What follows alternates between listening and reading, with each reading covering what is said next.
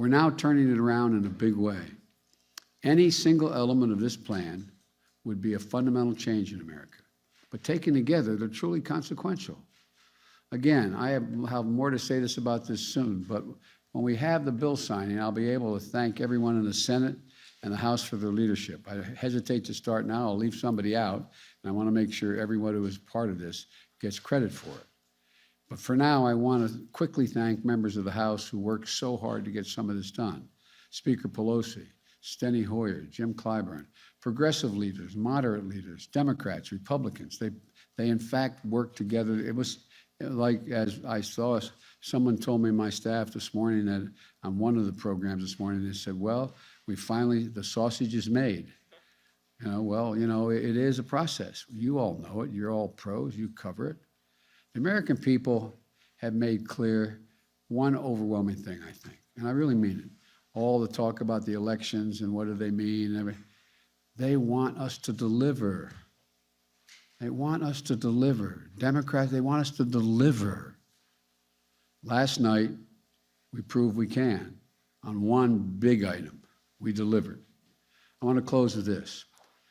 For much too long, working people in the middle class of this country have been dealt out of the promise of America. That sounds like hyperbole, but I really mean it.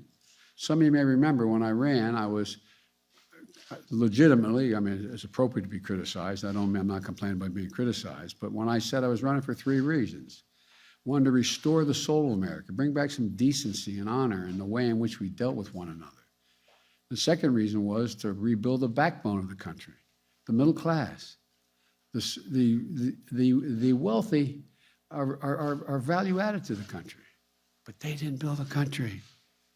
Hard-working middle-class folks are the ones that built this country. They're the ones that built the middle class. They're the ones that built the backbone of the country. And what I decided to do was I said we have to begin to build the economy from the bottom up and the middle out. Well, folks, that hadn't been the case. I'm so tired about trickle-down economic theory that I'm trickled out. The idea that, and I asked the rhetorical question, when the middle class has done well, when are the wealthy when any time has the wealthy not done extremely well as well? I mean, come on. We got to give working folks a real chance, a chance. And so, folks, there's an awful lot more to say about